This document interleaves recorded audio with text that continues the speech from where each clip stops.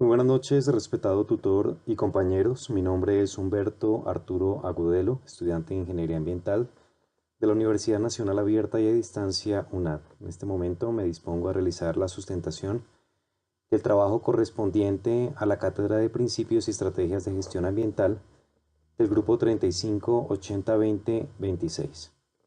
Análisis del ciclo de vida en la producción del banano y diseño de la ecoetiqueta del producto. Como contenido, encontraremos la siguiente información durante el proceso de la sustentación. Primero, hablaremos acerca de la guía ambiental para el subsector bananero. Posteriormente, tocaremos el análisis del ciclo de vida con base a la norma ISO 14040, que corresponde al plátano con base a la guía ambiental descrita anteriormente.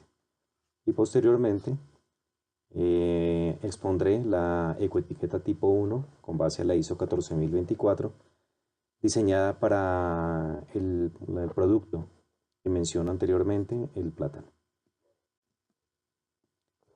Es importante anotar que la guía ambiental para el subsector bananero se convierte en una herramienta ágil que incide en el mejoramiento de la planeación y gestión ambiental de los productores del sector bananero en nuestro país. De la misma manera, pues se ha constituido como un instrumento de control por parte de las autoridades ambientales competentes, en este caso, las corporaciones autónomas regionales. La zona del país que más capacidad productiva tiene respecto a este sector importante en la industria colombiana es el Urabá antioqueño. Esta guía ambiental colombiana también busca unificar y armonizar los lenguajes productivo y ambiental, de manera tal que el desarrollo de la actividad bananera pues no interfiera de manera negativa sobre el medio ambiente y los recursos naturales, que finalmente también es el propósito de todas y cada una de las guías ambientales que se han desarrollado en nuestro país. Esto obviamente permite una evolución normal dentro de los ecosistemas. Esta guía ambiental para el subsector bananero fue desarrollada gracias al aporte de la Asociación de Bananeros de Colombia, AUCURA. Las medidas que se plantean en la guía pues buscan de una u otra manera optimizar los procesos productivos de tal manera que puedan redundar en el mejoramiento no solamente del entorno social donde se desarrolla esta actividad, sino también en cuanto a los términos ambientales se refiere. Esta guía está enmarcada en la oferta tecnológica más limpia existente y la viabilidad económica de la misma, dentro del contexto particular de un subsector compuesto en su mayoría por productores.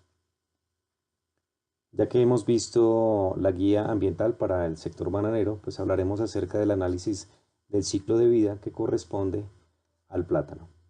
Para ello, pues inicialmente tendremos que hablar de esta importante fruta que es uno de ¿cómo decirlo? De uno de los pilares de exportación colombiana. El plátano pues es la fruta tropical más cultivada y una de las cuatro más importantes en términos globales, solo por detrás de los cítricos, la uva y la manzana. Esta fruta nace de una planta que se conoce como la herbácea perenne gigante, tiene un rizoma corto y tallo aparente, que resulta de la unión de las vainas foliares, el cónico, de más o menos 3.5 a 7.5 metros de altura, y que termina finalmente en una corona de hojas. Esta es la vista de una mata de plátano, conocida comúnmente. En la parte superior ustedes pueden encontrar la hoja tipo bandera, algunas formaciones de hojas un poco más jóvenes y unas un poco más viejas con base a su color. La raquis, que es el nacimiento del racimo. El pseudotallo, que compone todo el tronco a lo largo del árbol. El cormo, que es la parte final y que finalmente está arraizada, y los colinos, que son los tallos más pequeños alrededor. Este pseudotallo está conformado por haces vasculares.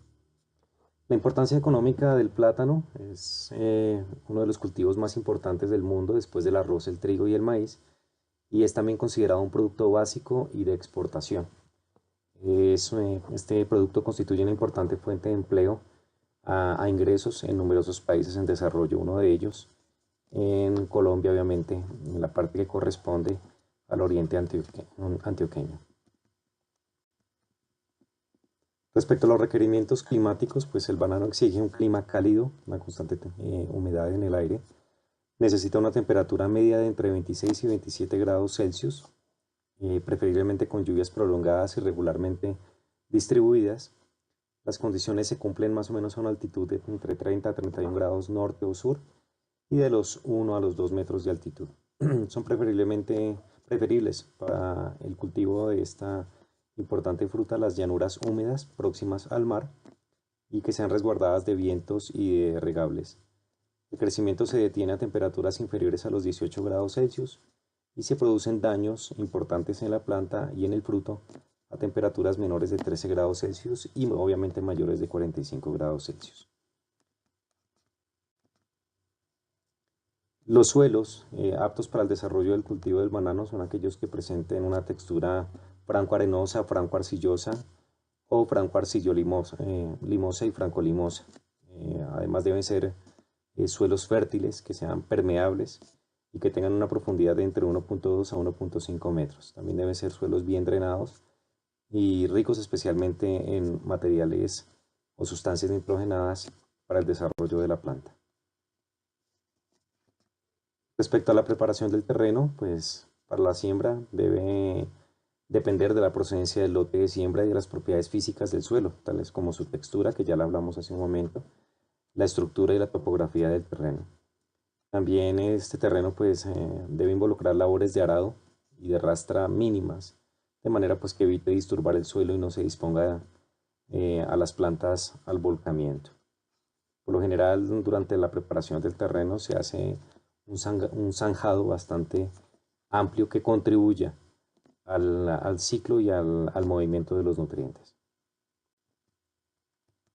Respecto al proceso de siembra, pues la selección de la semilla para la siembra se realiza utilizando aquellas cepas o semillas procedentes de semilleros de plantaciones sanas. Por lo tanto, estas siembras son de procesos continuos. Se pueden utilizar como material de propagación cepas de plantas maduras, cepas de plantas no maduras y que finalmente estas últimas son las mejores para plantarlas. Y las cepas de hijos de espada. Todas ellas deben sanearse inicialmente, eliminando las raíces viejas y posteriormente someterlas a un proceso de desinfección.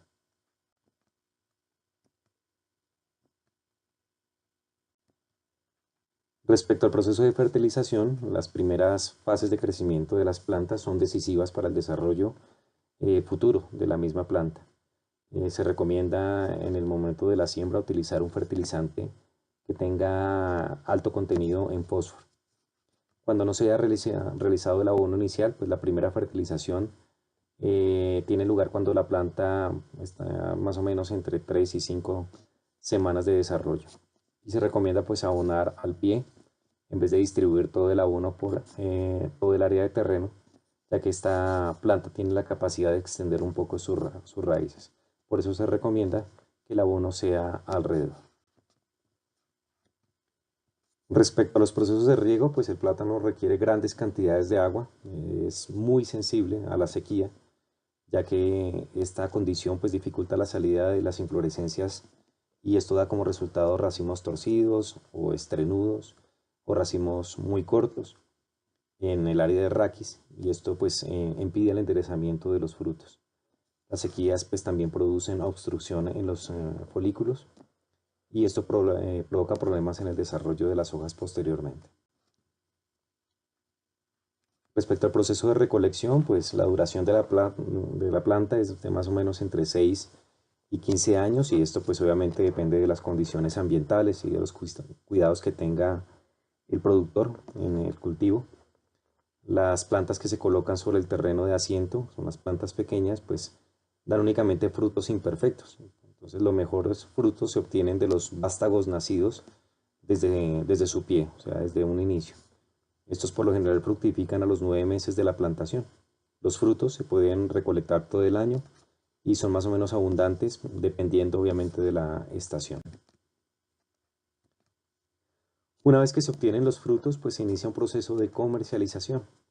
En este proceso el envasado se realiza en cajas de cartón de tipo telescópico Estas cajas deben tener un peso aproximado de entre 12 a 15 kilogramos bruto, o sea, en platos, y este tipo de reserva pues se utiliza para la categoría extra o una categoría mucho más fina en el fruto que se produce. Una vez que llega al usuario final, al consumidor final, pues es importante explicar acerca de la gestión de estos residuos que son netamente orgánicos. Y pues debido a que el plátano es una fruta cuyo contenido, o sea, su pulpa y su cáscara es de origen orgánico, es importante que la disposición final de este último deba basarse en las políticas para la gestión integral de los residuos que fueron emitidas por el Ministerio del Medio Ambiente en el año 98, así como la resolución 1023 del 2005, que también de la misma manera fue emitida por el Ministerio de Ambiente, Vivienda y Desarrollo Territorial, y en esta pues se adoptan las guías ambientales como instrumento de autogestión y de autorregulación. Ya sabemos que el tipo de canecas que se utilizan para la recolección de residuos orgánicos son las canecas de color verde con base a la normativa vigente. Respecto al tema de los factores contaminantes durante la producción del plátano, pues el productor utiliza algunos fertilizantes, fungicidas, herbicidas, nematicidas, obviamente para el control de plagas, y también algunos plásticos, cajas y estivas de madera cuando se realizan los procesos de distribución. Estos son los factores contaminantes más altos. Sin embargo, en el proceso de producción, pues también existen emanaciones de dióxido de carbono durante esta etapa. También para la producción del plátano, pues se requiere una gran cantidad de agua en el área de cultivo. Lo que ven en pantalla es un estudio de las emisiones de gas invernadero equivalentes a gramos de dióxido de carbono por kilogramo de plátano producido. Entonces podemos encontrar en la tabla que los procesos de refrigeración del plátano y los procesos de producción son los que más emisión de gas invernadero de dióxido de carbono generan, que es un equivalente a entre 230 y 692 gramos de dióxido de carbono por kilogramo de plátano producido. En segundo lugar se encuentra la aplicación de fertilizantes o la nitrogenación de los terrenos y la producción y las emisiones de los mismos al ambiente. Esto varía de entre 138 a 290 gramos de dióxido de carbono por kilogramo de plátano producido. Las demás tienen que ver con procesos en los cuales se interviene maquinaria diésel o utilizada bajo función de la electricidad, y también el proceso de empaquetado y de embalado para la distribución final. Finalmente, pues hemos llegado a la parte de la sustentación que tiene que ver con el desarrollo de la ecoetiqueta con base a la norma ISO 14024. La siguiente ecoetiqueta, que fue diseñada por mi autoría, pues pretende incentivar al productor a que cumpla con los siguientes parámetros dentro de sus procesos productivos. La primera de ellos es la utilización de semillas naturales y no transgénicas. La segunda es el productor que usa abonos orgánicos para la preparación de los terrenos de siembra, haciendo de esto una buena práctica que minimice el impacto ambiental que se puede generar en dichos sembradíos. El tercero tiene que ver con la aplicación de las guías ambientales y de la normativa vigente. Y finalmente, el desarrollo, la optimización de los procesos productivos que pueda tener el productor en sus áreas de siembra. Esta es la ecoetiqueta que se ha diseñado con base a las directrices dadas en la Guía Integrada de Actividades. En este momento me dispongo a explicarla. Inicialmente pues voy a describir los colores de esta ecoetiqueta. Entonces en ella pues predominan los colores blanco, café, amarillo y verde. Estas tonalidades pues son representativas en las áreas de cultivo y le permiten recordar al productor y al consumidor final cada una de las etapas durante su ciclo de vida, desde la preparación del terreno obviamente y el proceso de siembra, hasta su crecimiento, recolección del fruto y la distribución. Por otra parte, la simbología que se encuentra en la ecoetiqueta pues representa todo lo que tiene que ver con la ecología y el ambiente.